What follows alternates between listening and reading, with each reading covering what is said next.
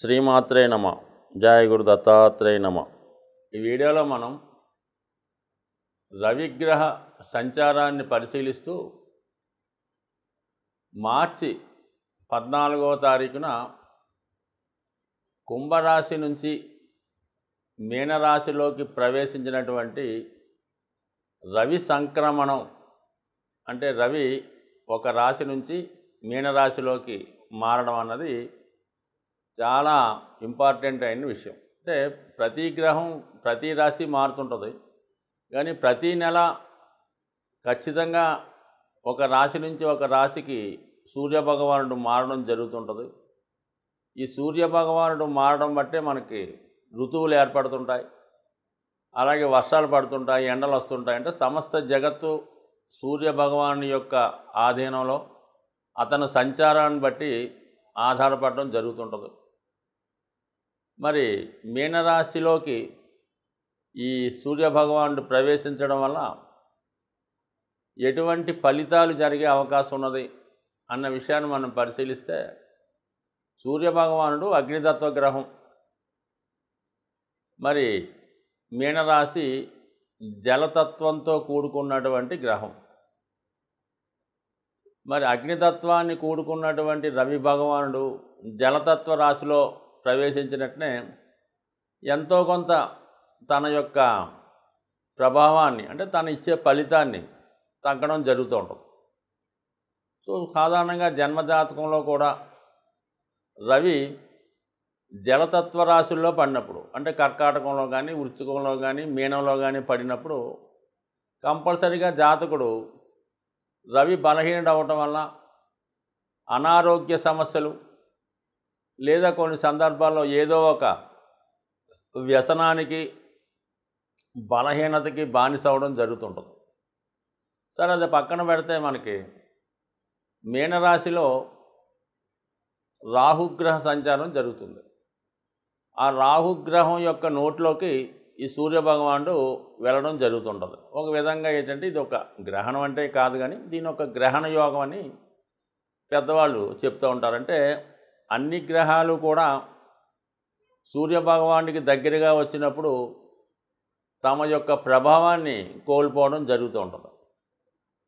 ముఖ్యంగా శుక్రుడు సూర్యుడి దగ్గరికి వచ్చినప్పుడు శుక్రుడు మరి అస్తంగత్వం చెందడం వల్ల జాతకుడు వైవాహిక జీవితంలో ఇబ్బందులు పడుతూ ఉంటాడు. అదే స్త్రీ జాతకం అయితే అనారోగ్య సమస్యలు, వివాహంలో ప్రాబ్లమ్స్, ఆర్థికపరమైన ఇబ్బందులు జరుగుతుంటాయి. సో ఇప్పుడు మరి సూర్యభగవానుడు అంటే రవిగ్రహం రాహు దగ్గరికి వెళ్ళినప్పుడు ఖచ్చితంగా రాహుకి తన యొక్క ప్రభావాన్ని కోల్పోవడం జరుగుతుంటుంది. కామన్గా రాహుగ్రస్త చంద్రుడు అంటే మనకు చెప్తుంటారుగా, ఈ సూర్యగ్రహణం చంద్రగ్రహణం జరిగినప్పుడు మరి గ్రహాలు బలహీనపడతాయని, ఆ సమయంలో అందరూ దైవ ప్రార్థన చేయాలని చెప్తూ ఉంటారు. బట్ ఏవైనా సూర్యభగవానుడు రాహు దగ్గరికి వెళ్ళినప్పుడు ఖచ్చితంగా మరి కొన్ని దుర్యోగాలు ఏర్పడడం జరుగుతుంటుంది. అందులో ముఖ్యంగా రవి పితృకారకుడు కాబట్టి మరి పితృదోషం ఏర్పడుతుంది. సహజ రాశి చక్రంలో పంచమ స్థానానికి రవి ఆధిపత్యం వహిస్తుంటాడు కాబట్టి, అలాగే సంతాన దోషం ఏర్పడుతుంటుంది. ఒక విధమైనటువంటి సర్పదోషం కూడా కొన్ని రాశుల వారికి ఏర్పడడం జరుగుతుంటుంది. రవి ఆత్మకారకుడు అవటం వల్ల, అటువంటి సహజ ఆత్మకారకుడు అవటం వల్ల, అటువంటి ఆత్మకారకుడు రాహుతో కలియటం వల్ల జాతకుడు తన యొక్క సహజంగా ఉన్నటువంటి లక్షణాల్ని, మంచి లక్షణాలని కోల్పోయి కొద్దిగా విరుద్ధమైన భావంతో ప్రవర్తించడం జరుగుతూ ఉంటుంది. అంటే రాహు అన్నది ఒక ఇండీసెంట్ బిహేవియర్ కలిగిన ప్లానెట్. అలాగే చట్టానికి వ్యతిరేకంగా, మన పెద్దవాళ్ళు పెట్టినటువంటి సాంప్రదాయాలకు విరుద్ధంగా, అలాగే సమాజంలో ఉన్నటువంటి న్యాయానికి, ధర్మానికి, చట్టానికి కొన్ని కట్టుబాట్లు గీసుకోవడం జరుగుతుంటుంది ఒక సమాజం అన్నాక. వాటికి వ్యతిరేకంగా ప్రవర్తించే ప్రయత్నం చేస్తుంటాడు ఈ రాహు. అటువంటి రాహుతో రవి కలియడం వల్ల ఒక విధమైనటువంటి, అంటే గురువుతో రాహు కలిస్తే గురుచండాల యోగం అంటారు. సో దీనికి అంత పేరు మనం పెట్టలేదు, కానీ మొత్తం మీద రాహుతో రవి కలిసి ఈ నెల రోజులు సంచరించడం వల్ల కంపల్సరిగా రాహు కొంత ఆత్మధైర్యాన్ని, ఆత్మబలాన్ని, వివేకాన్ని, సమర్థతని కోల్పోవడం వల్ల మరి ఈ రవి ఏ ఏ భావాలకి ఏ ప్రాతినిధ్యం వహిస్తుంటాడో వాళ్ళకి ఆయా విషయాల్లో ఒక విధమైనటువంటి ఇబ్బంది కలుగుతూ ఉంటుంది. అలాగే మరి ప్రభుత్వానికి సంబంధించినటువంటి ప్లానెట్ రవి కాబట్టి మరి రాహు మరి ఈ రవితో కలియడం వలన ప్రభుత్వ అధికారులకు ఇబ్బంది వస్తుంటుంది. అలాగే మినిస్టర్లకి, ప్రధానమంత్రులకి, ముఖ్యమంత్రులకి ఏదో ఒక అపకీర్తి, ఏదో ఒక అపవాదు, ఇలాంటి ఈ చెడ్డ పేర్లు రావడం ఇలాంటివి కూడా జరిగే అవకాశం ఉంటుంది. అది మరి లోక గోచారం ప్రకారం అంటే దేశ గోచార ప్రకారం ఈ విధంగా కొంత అపకీర్తి రాజులకి, అధికారులకి కూడా వచ్చే అవకాశం ఉంటుంది. బట్ ఏదైనా ప్రతి ఒక్కరూ కూడా మరి రాహు సంచారంతో నిమిత్తం లేకుండా ప్రతిరోజు కూడా సూర్యభగవాన్ని ఆరాధన చేయడం వల్ల, సూర్యుడిని పూజించడం వల్ల, ఆదిత్య హృదయం లాంటివి చదవడం వల్ల రవి స్ట్రెంత్ అవుతుంటాడు. రవి ఎంత బలంగా ఉంటే మరి దేశంలో అంత సస్యశ్యామలుగా ఉంటుంది, పరిపాలన చాలా నిజాయితీగా ఉంటుంది, అధికారులు నిజాయితీగా వ్యవహరిస్తుంటారు, విద్యార్థులు చక్కగా చదువుకుంటారు, ప్రభుత్వ ఉద్యోగ అవకాశాలు ఎక్కువగా రావడం జరుగుతుంటాయి. అందువలన అన్ని గ్రహాల కన్నా రవిగ్రహం చాలా ముఖ్యమైన గ్రహం. ఆ రవిగ్రహాన్ని ప్రతి ఒక్కరూ స్త్రీ పురుష భేదం లేకుండా, పెద్దవారు చిన్నవారు అనే భేదం లేకుండా కంపల్సరిగా రవిని ఆరాధించడం వల్ల రవి పాపగ్రహాలతో కలిసినప్పుడు ఆ చెడ్డ ఫలితాలు జాతకులకి, ప్రజలకి రాకుండా ఉండే విధంగా రక్షించబడే అవకాశం ఉంటుంది. రవి సంక్రమణం మీనరాశిలోకి మారిన సందర్భంగా మిథున రాశి వారికి రవి యొక్క ఫలితాలు ఏ విధంగా వచ్చే అవకాశం ఉన్నది. ప్రతి 30 రోజులకి రవిగ్రహం ఒక రాశి నుంచి ఒక రాశిలోకి మారడం జరుగుతుంటుంది. మరి ఇప్పుడు మీనరాశిలోకి ప్రవేశించడం వల్ల వచ్చిన ప్రత్యేకత మనం ఆలోచిస్తే, రవి అగ్నితత్వ గ్రహం. అటువంటి అగ్నితత్వ గ్రహం జలతత్వం అయినటువంటి మీనరాశిలోకి వెళ్ళటం జరిగింది. అంటే ఆటోమేటిక్గా రవి యొక్క బలం తగ్గుతుందన్నమాట. అలాగే అక్కడ ఉన్నటువంటి రాహుగ్రహంతో కలియడం జరుగుతుంటుంది. అంటే మనకి ఖచ్చితంగా ఈ సమయంలో ఈ రాబోయే మార్చి 14 నుంచి ఏప్రిల్ 14 మధ్యలో రవి బలహీనుడు అవ్వడం జరుగుతుంటుంది. రవి బలహీనుడు అవ్వడం వల్ల ఏమవుతుందంటే జాతకుడికి ఖచ్చితంగా తన యొక్క వృత్తి వ్యవహారాల్లో అధికారుల వల్ల ఇబ్బంది రావడం జరుగుతుంటుంది. మరి తృతీయాధిపతిగా ఉన్నటువంటి గ్రహం మన మిథున రాశి వారికి తృతీయాధిపతి రవి.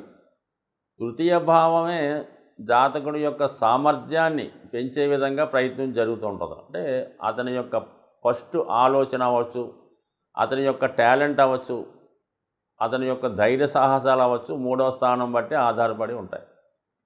అటువంటి 3వ స్థానాధిపతిగా ఉన్నటువంటి సూర్యభగవానుడు 10వ స్థానంలోకి చేరడం అన్నది ఒక విధంగా బలహీనపడటం వల్ల జాతకుడు వృత్తిలో సరైనటువంటి నిర్ణయాలు తీసుకోలేకపోవడం జరుగుతుంటుంది. అధికారుల వల్ల ఇబ్బందులు రావడం జరుగుతుంటుంది. ఏదో విధమైనటువంటి ఒక అపకీర్తి లాంటిది జాతకుడి మీద నిందలు వచ్చే అవకాశం ఉంది. అంటే దీనికి సాధారణంగా మనం అబ్జర్వ్ చేసినప్పుడు ఏదైనా ఒక గ్రహం తన యొక్క స్వస్థానం నుంచి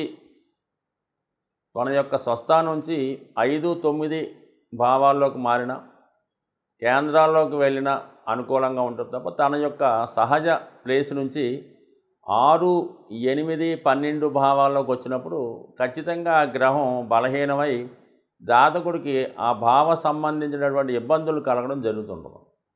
ఇప్పుడు సింహరాశి రవికి స్వక్షేత్రం, ఒక విధంగా మూల త్రికోణం, ఒక ఆఫీస్ లాంటిది, మొత్తం అంతా రవికి ఒక అడ్మినిస్ట్రేటివ్ ఆఫీస్ లాంటిది అది. అక్కడి నుంచి మీనరాశిలోకి వెళ్ళాడు. అంటే అక్కడి నుంచి 8 గళ్ళు దాటడం జరిగింది. అంటే 8 రాశులు దాటడం వల్ల ఖచ్చితంగా ఇది కొంత మరి స్ట్రగుల్ పడే సమయం. అక్కడ జలతత్వం అవడం ఇంకొక ఇబ్బంది. అలాగే అక్కడ రాహుతో కలిసి ఉండడం, కంప్లీట్గా రాహు ఇబ్బంది పడటం వల్ల జాతకుడికి ఈ రవికి సంబంధించినటువంటి ఇబ్బందులు రావడం జరుగుతుంటాయి. ఖచ్చితంగా ఏంటంటే కొంతమందికి అనారోగ్యపరమైన సమస్యలు. అంటే రవి సాధారణంగా హృదయానికి కారకుడు. అలాగే జ్వరం, అన్ని రకాలైనటువంటి జ్వరాలు వస్తుంటాయి కదా, వాటికి కూడా రవి అధిక ఉష్ణం వల్ల వచ్చే కారణాలు రవి కారకుడు అవుతుంటాడు. అలాగే కొంతమందికి అధిక ఉష్ణం వల్ల డిహైడ్రేషన్ జరుగుతూ ఉంటుంది, దానికి కూడా కొంతవరకు రవి కారణం అవుతుంటాడు. కాబట్టి మరి ఈ సమయంలో ఇంకా మరి ఎండలు పూర్తిగా ముదరలేదు, కానీ కొంతవరకు ఈ జాతకులు ఆరోగ్య విషయంలో జాగ్రత్త పడడం మంచిది. అలాగే రాహుతో కలిసి ఉన్నాడు కదా, అది రాహు విష పదార్థాలకు కారణం అవుతుంటాడు. కాబట్టి ఏదైనా ఫుడ్ పాయిజనింగ్ జరగవచ్చు, తినకూడదు తినడం వల్ల ఇబ్బంది రావచ్చు. ఏదన్నా ఫుడ్ పాయిజన్ జరగవచ్చు, తినకూడదు తినడం వల్ల ఇబ్బంది రావచ్చు.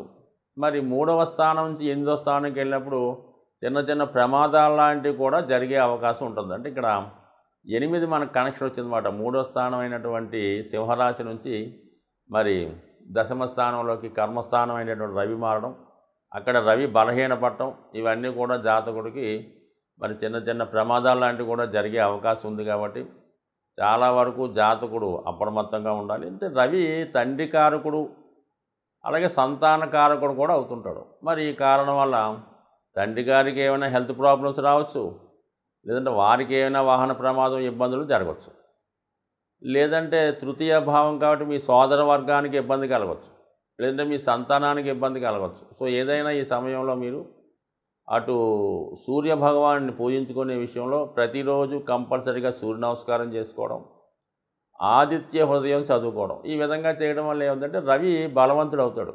రవి ఎప్పుడైతే బలవంతుడయ్యాడో రాహు యొక్క కోరల నుంచి తప్పించుకొని జాతకుడికి మంచి ఫలితాన్ని ఇచ్చే ప్రయత్నం జరుగుతుంటుంది. సో ఈ కారణం వల్ల మరి జాతకుడి నెలంతా కూడా చాలా నియమంగా ఉంటూ ఆదిత్య హృదయ పారాయణ చేసుకోవడం వల్ల చక్కగా మంచి ఫలితాలు, మరి వృత్తిలో అభివృద్ధి, ఇది ఎక్కువగా సాఫ్ట్వేర్ రంగంలో ఉన్న వాళ్ళకి, ప్రభుత్వ ఉద్యోగులకి ఇద్దరికి కూడా సంబంధించింది. కాబట్టి మరి ఏదైనా రవి అనుగ్రహం ఈ నెలలో మీకుంటే కంపల్సరీగా అతి త్వరలో మీకు వృత్తిలో సంతృప్తికరమైనటువంటి స్థితి ఏర్పడే అవకాశం ఉంది. స్వస్తి.